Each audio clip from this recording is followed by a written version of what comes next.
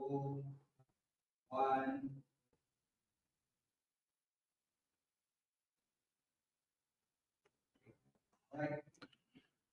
Assalamualaikum warahmatullahi taala wabarakatuh. Apa khabar anda semua? Doa saya agar anda sihat walafiat di petang-petang Jumaat ni, saudara. Jangan lupa hari ni petang Jumaat, saudara. Cuaca di sekitar kawasan rumah saya saat ini mendung. Tadi ada hujan.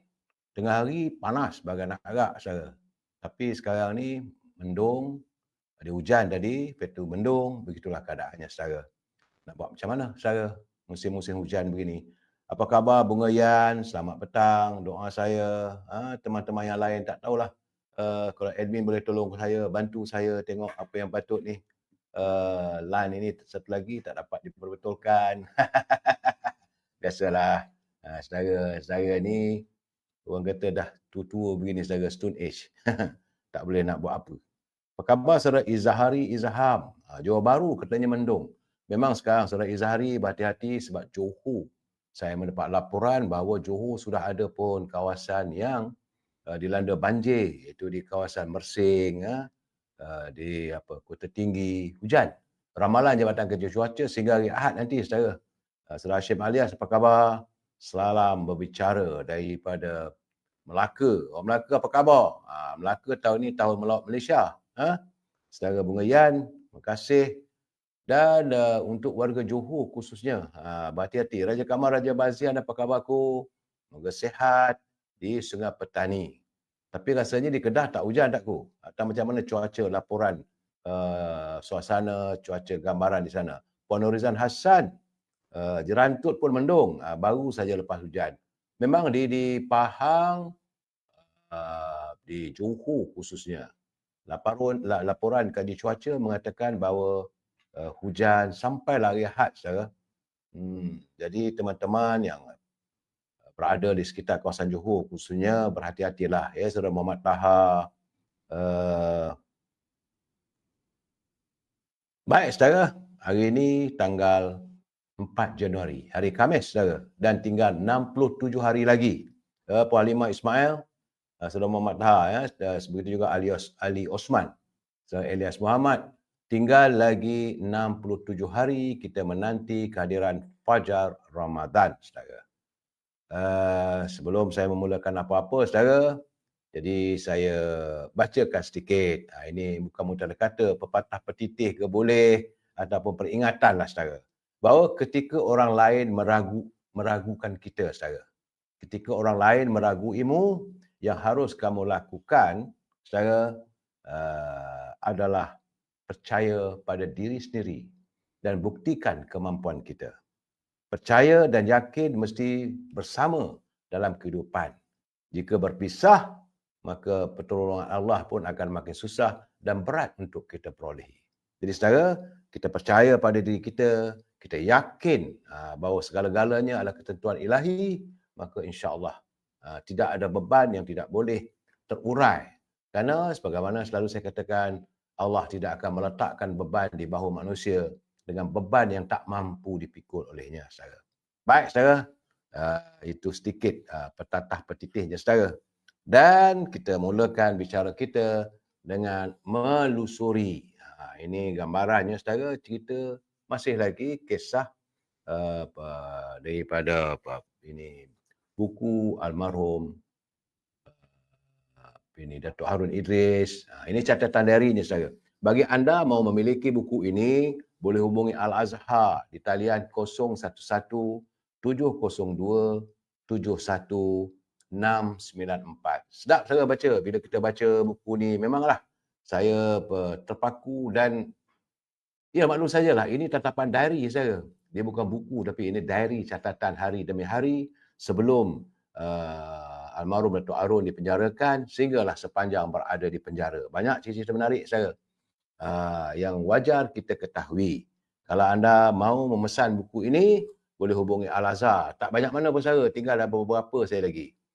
Di talian 011 330 41241. Ataupun boleh juga hubungi Siti Farehah di talian 017 711-4300 untuk anda memesan buku ini. Harga murah, harga rahmah, tak ada masalah. Ya, Saudara Elias, gitu juga. Oh, dia juga Abang Bazian, dia kata di Sungai Petani panas. Itu juga Rohatun Suhud, selamat petang. Moga sihatlah. Hujan dari pagi sampai petang. Di mana tu Puan Rohatun Suhud? Hazamidin, terima kasih dapat bersama dengan saya. Ali Osman dari Melaka Mendung katanya. Alan Chua, terima kasihlah sekuntum mawar merah untuk saya. Itu juga Effendi. Saudara, kita baca balik saudara. Ini catatannya iaitu pada tanggal 9 Mac 1977 saudara.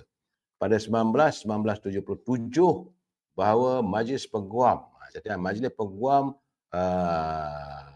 bantah kerana kenyataan Peguam Negara ketika itu iaitu Tan Sri Kadir Yusof selaku Peguam Negara mengemukakan rayuan terhadap penghukuman terhadap saya kerana mendapati hukuman tersebut ringan katanya. Dan ini mendapat reaksi daripada Majlis Peguam. Jadi kata Datuk Harun agak mengherankan. Berita tersebut cuma tersiar di Singapura tapi tidak dalam mana-mana media di Malaysia. Amat menyedihkan. Kebebasan akhbar hanya pada nama. Masih terkongkong di bawah telunjuk sang penguasa. Setiap berita yang tidak sehaluan dengan pemerintah akan disekat. Ini tahun 1977, saudara. Pada tarikh ditulis itu pada 9 Mac. Kemudian pada 10 Mac, saudara, almarhum Datuk Harun mencatatkan, dia kata bahawa pengakuan Peguam G. Rahman yang ditahan oleh pihak berkuasa di Singapura mendedahkan beberapa nama yang melibatkan mereka yang terlibat dengan agen-agen komunis. Banyak nama-nama sebut saudara.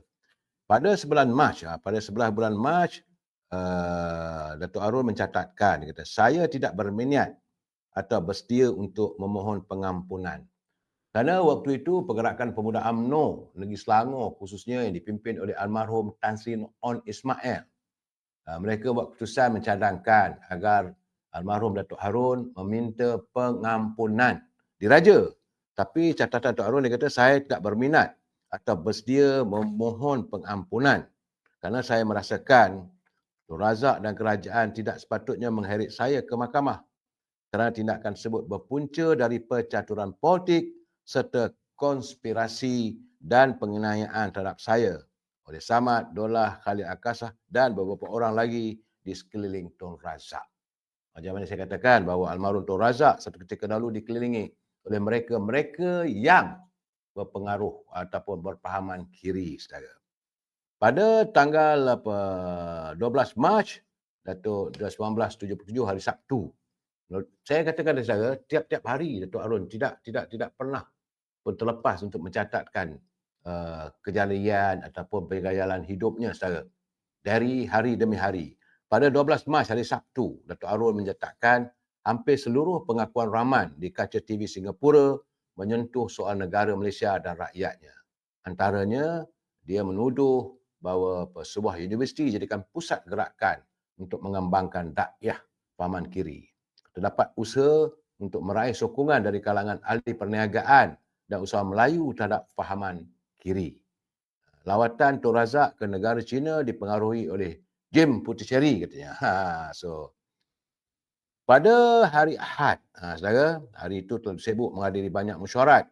Walaupun beliau telah pun dijatuhkan hukuman, tapi beliau masih bebas lagi untuk bergerak dan sebagainya. Jadi beliau menghadiri mesyuarat di cawangan UMNO Cawangan Petaling Jaya Selatan. UMNO Cawangan Petaling Jaya Selatan waktu itu dipimpin oleh anaknya iaitu Datuk Mazlan Harun selaku ketua cawangan. Dan dia melihat sendiri bagaimana anaknya berbicara. Dia bangga saudara dia tulis itu. Dia kata baik juga. Dia kata kepimpinan LAN. Dia kata Datuk Mazlan juga boleh berbicara sebagai ahli politik.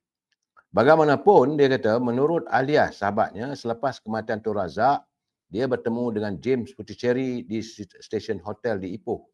James menyatakan kita akan kenakan Datuk Harun kali ini. Alias juga memberitahu dia merupakan penasihat Husin dan kesemuanya hampir setiap hari mereka bertemu. Jadi artinya mereka tak dapat melakukan tindakan sewaktu Tun Razak masih hidup. Jadi apabila almarhum Tun Razak meninggal dan diganti oleh Tun Hussein On, mereka sudah pun mengelilingi beliau. Maka James mengatakan, ini pertemuan di stesen Ipoh, dia kata, menurut alias selepas kematian Tun Razak, dia bertemu dengan James Puteri di stesen Hotel Ipoh. James menyatakan kita akan kenakan Datuk Harun kali ini.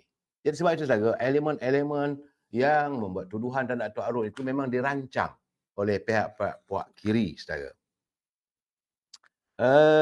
Kemudian pada 22 Mac, Datuk Harun mencatatkan, dia kata, Peguam Bela Sri Ram menerangkan dia amat kenal dengan Dominic semasa mereka menuntut di London serta mengesahkan bahawa dia berfahaman kiri dan meminta agar tindakan segera diambil terhadapnya kerana kedua mereka adalah orang yang berfahaman kiri.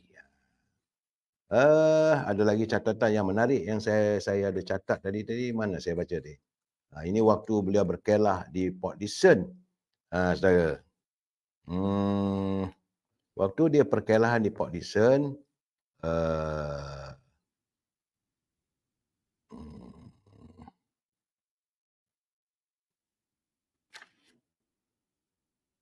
pada 20 Februari 1977, Datuk Arun mencatatkan di sini, saudara. Ini pada hari Ahad, dia kata, masih di Port Dickson, berehat dan mandi manda. Sekali Harry Celayah, itu peguamnya, datang bertanya jika saya memerlukan sebarang bantuan. Kemudian ditulis tu, dia kata dia bertemu dengan Tengku Sulong, sahabat karibnya semasa beliau berada di Jabatan Penerangan Selangor. Datuk Arun sebelum menjadi Menteri Besar, dia adalah jadi pegawai penerangan di negeri Selangor, saudara. Tengku Sulong masih kekal dengan sebagai sahabat setia. Datuk Mansur datang bersama isterinya, itu Datin Zaitun. Kami bertemu bekas pegawai tentera Major Naya dan temannya Syakuntala Sharma. Ini catatan ini agak menarik. Kerana menurut Syakuntala Sharma, kedua mereka tidak suka pada Dr. Mahathir kerana beliau melakukan tindakan pecah dan perintah. Mereka pernah mendengar beberapa siri ucapan Dr. Mahathir yang menentang kerajaan semasa di Singapura ketika Sharma menjadi pemimpin Kesatuan Pelajar. Ini tahun 1977, saudara. Jangan main-main. Catatan ini tak pernah berbohong. Ini daripada diary beliau. Jadi sebab itu ramai orang melihat perkembangan bahawa artinya politik ala Machiavelli, pecah dan perintah ini memang itu merupakan amalan Dr. Mahathir sejak 1977 lagi lah gamaknya, saudara. Jadi itu keadaannya pada pada bulan Mac 1977, saudara. Kemudian pada 1 April, 1 April perbicaraan bermula lagi. Jadi apa dia kata, apabila Abu Talib meneruskan hujahnya dan juga seperti Saleh Abbas mengelirukan mahkamah dengan pelbagai andaian serta mengemukakan cerita separuh benar.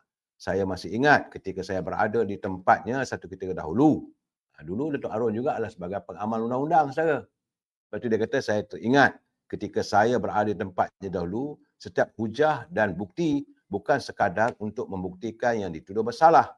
Sebaliknya, kami berusaha memimpin mahkamah melaksanakan keadilan. Apa yang dilakukan oleh kedua mereka hari ini bertentangan dengan prinsip amalan rule of law. Mazlan memberitahu ada tuduhan mengatakan Dollah Kadir dan Hang Tuah Arsyad milik agen Singapura. Saya cukup kenal dengan Dollah dan Kadir. Kedua mereka sentiasa bersama saya di mana saja. Tapi saya tak tahu latar belakang Hang Tuah. Dia hanya bertemu saya sesekali saja. Saya yakin semua ini bertujuan untuk mewujudkan perbalahan dan perpecahan di kalangan pimpinan pemuda dan memburukkan nama baik Dollah dan Kadir. Jadi artinya saudara, Datuk Arun dia tak pernah mudah terperangkap dengan sebarang omelan ataupun orang kata itu, kata ini, tak ikut cakap orang, saudara. Pada tanggal 2 April, memang ada yang cemburu terhadap hubungan baik saya dan Dollah. Begitu juga dengan Kadir. Kedua mereka bukan sekadar menjadi orang penting, tetapi kesetiaan yang sukar dinafikan. Saya merasakan Dollah dan Hani seperti sebahagian dari keluarga saya. Dollah ni saya adalah saudara Allahyarham Datuk Abdullah Ismail, saudara. Di saat saya dalam kesusahan, kedua mereka setia mendampingi saya. Tidak mungkin ada orang lain mampu berbuat sebagaimana mereka. Bergerak ke Ipoh merasmikan UMNO Cawangan Tambun. Abu Bakar Syari membawa saya merasmikan mesyuarat UMNO Sri Kinta sebelum menghadiri majlis ulang tahun ke-15 Pemuda UMNO Cawangan Libur Tembal dan bertemu Datuk Kamarudin di Slim River. Kami berbual seketika sebelum meneruskan perjalanan pulang sampai di rumah jam 4 pagi, katanya. Pada 3 April hari Ahad, bermula jam 10 pagi, saya merasmikan mesyuarat UMNO. Jadi dia sibuk masih menghadiri mesyuarat UMNO dan sebagainya. Walaupun mahkamah telah pun jatuhkan hukuman dia bersalah. Tapi dia waktu itu masih lagi dalam proses rayuan, saudara. Jadi pada 4 April Isnin, perbicaraan berjalan lagi apabila dia kata Abdul Talib selesai memberi hujah dan disambung oleh Saleh Abbas sebelum Celayah, itu peguamnya, membuat penggulungan. Besoknya. Dan Sami Belu, ada pula catatan sini saya. Sami Belu memberitahu Maneka Wasagam marah kepada MIC Selangor kerana menyokong pendirian pemuda Selangor yang bersimpati dengan saya. Menurutnya, Daulah Majid dan Daulah Ahmad banyak mempengaruhi pemimpin-pemimpin MIC, katanya. Maneka Wasagam terlalu licik. Dia seperti ular, mengaku adik Datuk Arun, tapi sikapnya penuh hipokrasi. Saya kecewa mendengar cerita tersebut. Selama ini saya amat percaya kepadanya dan ikhlas membantu dua seorang adiknya serta memilih itu BL Kandan sebagai Exco Kerajaan Negeri Selangor. Kemudian katanya ayah datang dari Singapura menemani saya sepanjang ketiadaan Sheila. Jadi ayah tu maksudnya bapa mertuanya datang dari Singapura. Jadi begitulah saudara. Artinya cerita dalam MIC pun ada dicatatkan. Bagaimana perbalahan antara mendiang Sami Belu dan mendiang Maneka Wasagam. Dua-dua ni saudara adalah dua pemimpin MIC yang tidak boleh sebumbung. Tak boleh semeja. Memang bergaduh saja. Jadi itu dicatatkan. Jadi kita akan sambung lagi pada hari Sabtu nanti perkembangan-perkembangan tentang perbicaraan berhubung dengan rayuan, saudara. Baik, saudara, kita sambung nanti pada hari Sabtu. Besok tak ada, saudara. Okey, saudara. Hari ini selain daripada cerita Datuk Arun, saya tertarik hati juga, saudara, melihat ini untuk pesanan pada anak-anak gadis. Bila anda berkenalan dengan pemuda, pastikan jangan sesekali mengizinkan gambar anda diambil oleh sesiapa pun. Kerana menurut laporan polis secara hari ini yang dilaporkan oleh Berita Harian, tindakan seorang lelaki menyebarkan gambar bogil seorang wanita menjadi motif dia dibunuh sebelum mayatnya ditanam di belakang sebuah rumah di Sungai Cuh, Rawang pada 23 Disember lalu. Ketua Polis Daerah Gombak, Asisten Komisioner Nur Arifin Muhammad Nasir berkata, motif pembunuhan lelaki tersebut terdedah apabila hasil siasat pihak polis terhadap 8 suspek, termasuk 3 wanita yang ditahan bagi membantu siasatan. Terdahulu, Berita Harian melaporkan seorang lelaki maut dipercayai dipukul dengan menggunakan kayu, botol dan tong besi oleh abang teman wanitanya kira-kira jam 11 pagi 23 Disember lalu. Mayat mangsa kemudian ditanam di kawasan semak di belakang rumah seorang rakan keluarga wanita itu di Sungai Cuh. Kes itu terbongkar selepas polis menerima aduan seorang wanita berusia 27 tahun berjiran dengan keluarga suspek yang juga keluarga iparnya pada jam 11.25 malam hari kejadian. Jadi mengulas lanjut, Nur Arifin berkata 8 suspek termasuk 3 wanita berusia 19 tahun sehingga 46 tahun ditahan anggota bahagian siasatan jenayah Ibu Pejabat Polis Daerah Gombak dan Balai Polis Rawang pada 24 Disember. Semua suspek ditahan reman selama 13 hari dan timbullah cerita puncanya kerana abang gadis itu marah sangat-sangat pada kekasih adiknya itu menyebarkan gambar dalam keadaan bogil.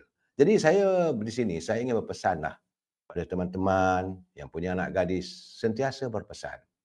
Kalau nak keluar rumah pun dengan kekasih, pastikan jangan mengikut mereka ke tempat-tempat tertentu. Ataupun tempat yang diragui macam di bilik hotel dan sebagainya. Kerana kadang-kadang bila kita dalam, mereka mengambil gambar, bila gambar bogil itu disiarkan, mungkin mereka mahu melakukan tindakan peras ugut. Jadi saya berpesan pada anak-anak gadis, berhati-hati ya saya. Cik Kamaria, selamat petang. Cik CTP, lama tak dengar cerita. Eddie Tahir, Imbas Politik. Kemudian Saudara Josh Al-Amin. Katanya arwah Datuk Arun juga yang meluluskan tanah di Taman Maluri kepada Daim. Itu saya dah ceritakan kepada Judge Alamin. Saya dah ceritakan lebih awal penceritaan buku ini. Ya. Kemudian kata ditahi hari tu cerita Liza. Lepas tu cerita Timah. Hari ni cerita Joyah ke? Sabarlah. Hari ni kita cerita tentang M. Dia berumur M saja. Jangan marah. Edit Tahir di dalam segmen Jeritan Batinku. Ellen Chua apa khabar? Jangan comel-comel. Amar and Family. Yang Maya. Selamat petang. Begitu juga Abdul Hamid. Hari ini cerita Kasturi pula lah. Sabar. Ini cerita agak menarik juga. Selamat Aziz. Apa yang saya ceritakan hari ini adalah Jeritan Batinku untuk menceritakan tentang banyak kisah-kisah masyarakat yang elok kita berkongsi bersama, yang boleh kita jadikan pengajaran. Kali ini nama gadis ini M. Dia tak boleh lebih, dia kata nama saya M. Sebab bukan nama sebenar. Beliau merupakan anak ketiga dari 7 adik-beradik. Kak Long, Abang Ah, saya, adik perempuan dan 3 adik lelaki. Kami 3 beradik perempuan dan saya yang tengah. Kak Long dan adik perempuan serupa seiras, putih, Chinese look katanya. Tapi kulit saya gelap, mirip mama. Macam Arab lah katanya. Dari kecil, perbezaan rupaku sering dijadikan ejekan dan kutukan family. Gelaran kicap lah, anak kutip lah, dah biasa sangat hinggap ke telinga. Sedih. Jadi saudara, ini berlaku dalam keluarga kita kadang-kadang. Dalam adik-beradik tu ada yang putih, ada yang gelap. Bila yang gelap itu maka dituduh macam-macam. Jadi dia kata dia sedih sangat. Tapi orang luar pula katanya sering memuji saya. Katanya saya cantik, mata besar. Katanya dah besar nanti boleh jadi ratu lah. Ada yang tapi my mom, ibunya dia kata selalu menjawab, jangan dipuji sangat budak ni, nanti besar kepala. Jadi ada perbezaan saudara, pilih kasih. Jadi dia kata saya menangani masalah self-esteem sendirian dari seawal usia 6 hingga 7 tahun. Bila membesar dengan semangat dan saya membesar dengan semangat dan kekuatan diri yang saya bina sendiri seawal usia kanak-kanak. Dia tata ini aku, saya tak suka menggunakan perkataan aku, saya suka menggunakan perkataan saya. Jadi kadang-kadang tergagap sikit lah. Saya bukan anak favorite mak, katanya. Walaupun mak suri rumah, saya harus melakukan hampir 90% kerja-kerja rumah kecuali memasak sejak dari sekolah lagi saya. Mak tidak akan mengemas rumah dan membasuh pinggan mangkuk. Jadual harian saya amat padat. Pulang dari sekolah agama tengah hari, saya mesti cepat-cepat mengemas rumah, menyapu dan mencuci pinggan. Kemudian mandi dan bersiap untuk ke sekolah sesi petang. Untuk solat pula. Selepas makan malam, saya mesti mengemas dapur dan mencuci pinggan. Melipat kain. Seisi rumah pula katanya. Kecuali baju-baju saya sendiri sebab mak memang tak akan membasuh baju saya. Saya hanya akan membasuh baju sendiri di hujung minggu. Selesai mengelipat kain dan menyusun kain, baju, barulah boleh dapat duduk membuat homework dan latihan yang cikgu berikan. Apa yang orang lain buat ketika itu? Mereka bersantai, menonton TV. Saya tak boleh. Dan saya tak boleh mengeluh atau membantah. Nanti mak marah. Jadi saya pendam dan buat. Jadi treatment mak pada saya dan adik-adik yang lain amat berbeza. Kenapa saya sendiri tidak tahu? Contohnya katanya, jika saya membuka radio, setelah selesai melakukan semua kerja rumah, mak akan datang dan terus offkan radio tu.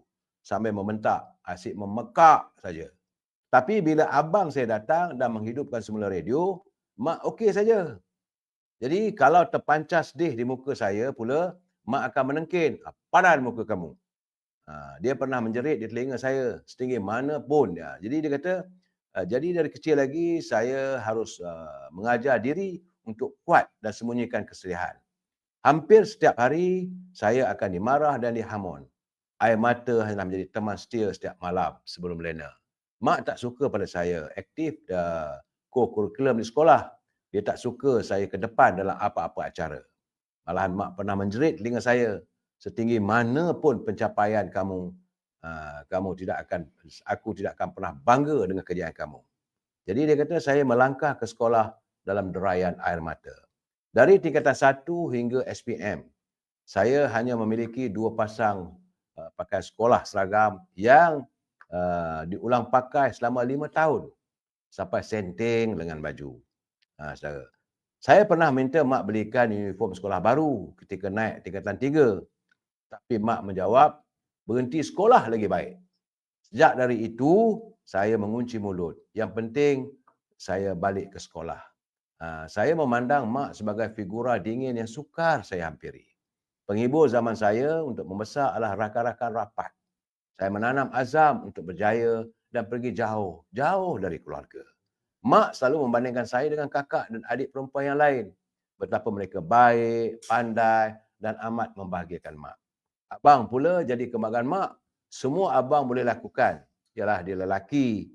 Saya sering disumbat dengan ayat-ayat, sedarlah diri kau tu perempuan.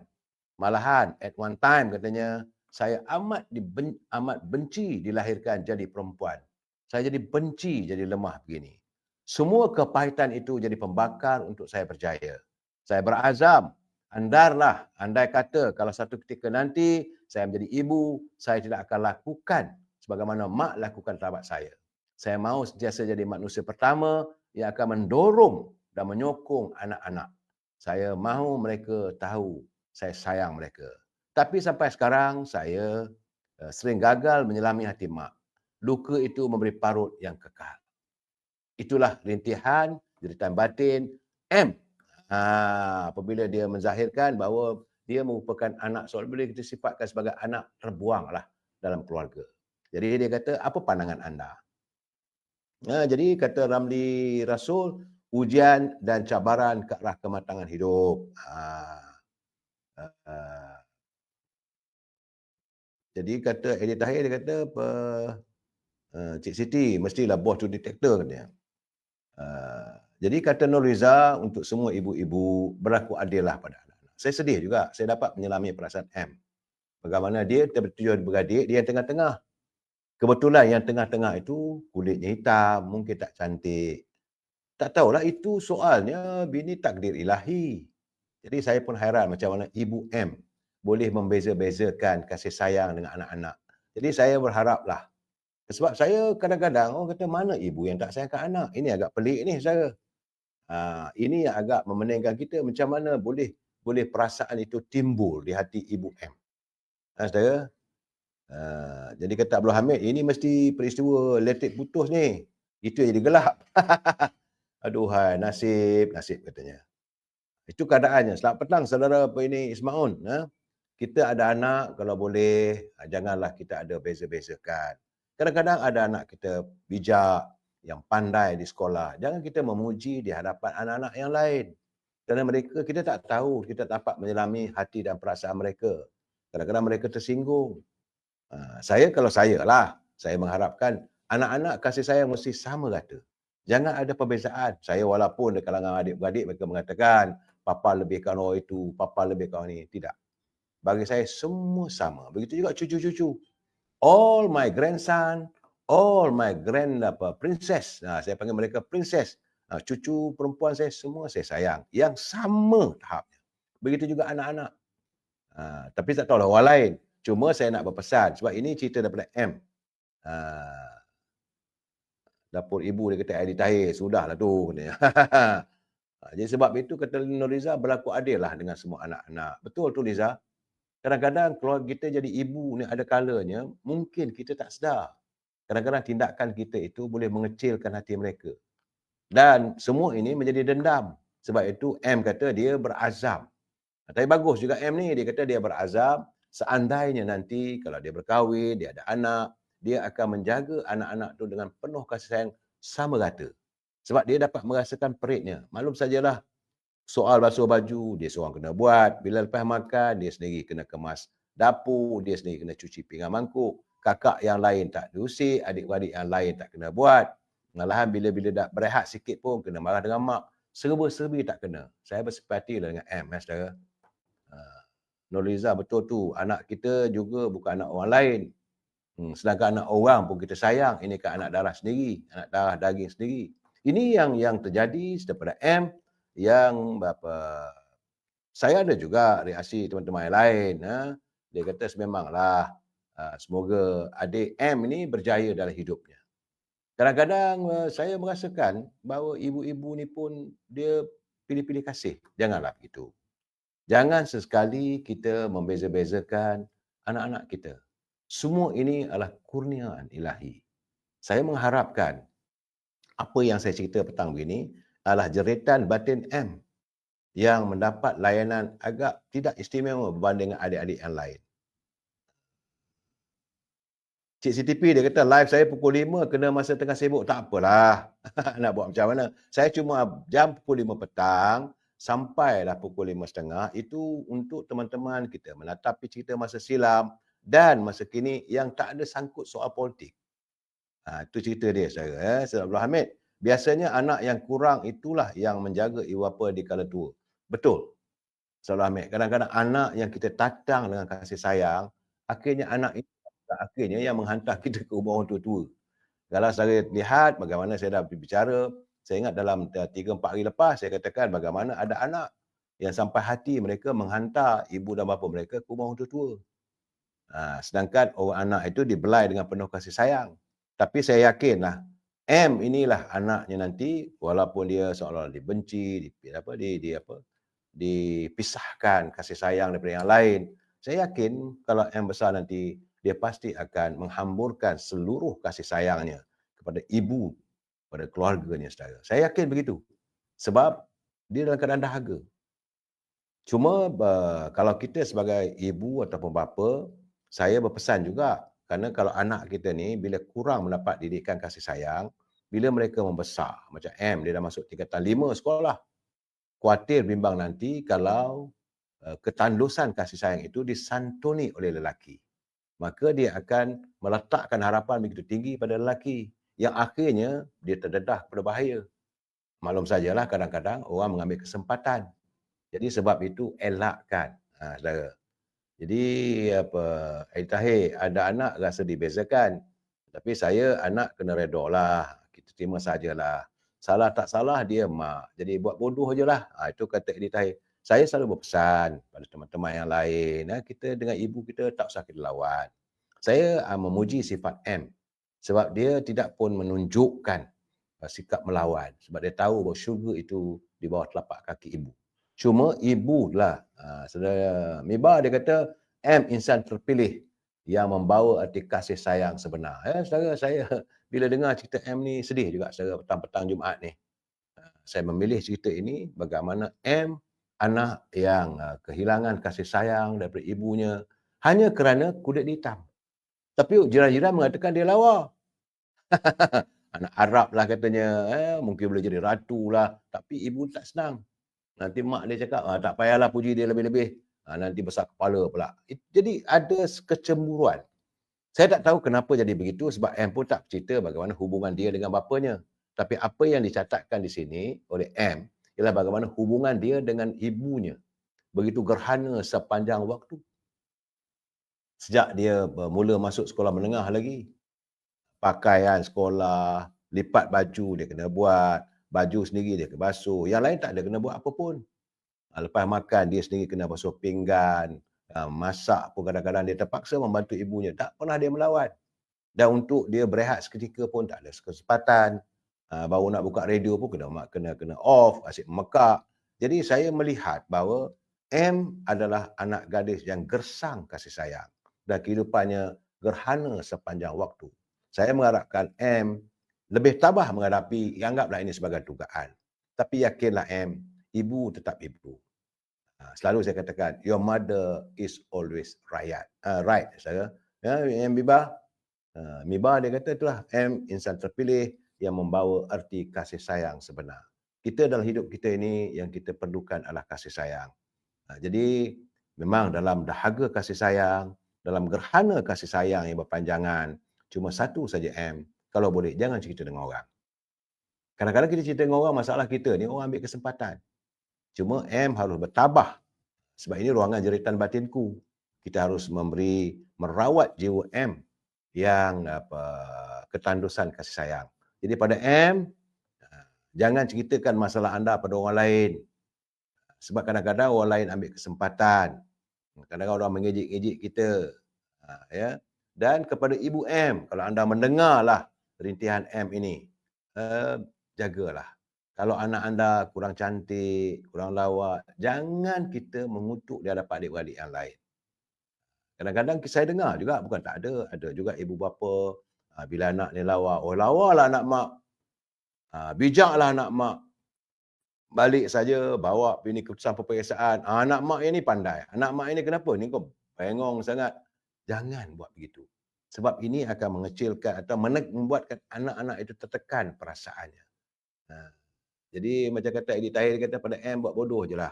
Tak usah fikir banyak-banyak. Terima je lah takdir ilahi. Anda dilahirkan sebagai anak yang memang kadang-kadang kita dahagakan kasih sayang tapi belum mencapai.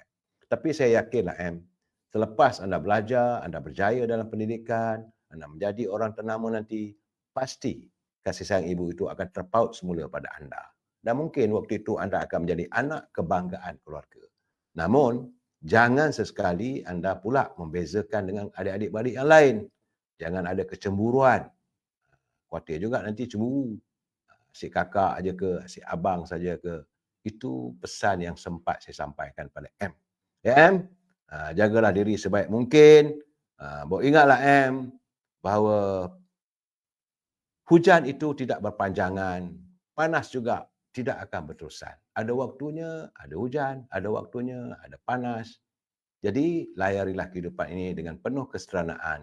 Nasihat saya, bertabah dan jangan lupa tikar sembahyang. Teman-teman, ini petang Jumaat. Jadi kalau boleh, jangan lupa kita buat maghrib bersama, saudara. Dan jagalah anak-anak kita sebaik mungkin. Saudara, kita jumpa lagi besok. Lusa ya saudara. Wabillahi taufiq wal hidayah. Assalamualaikum warahmatullahi taala wabarakatuh. Selamat petang. Salam bahagia. Terima kasih.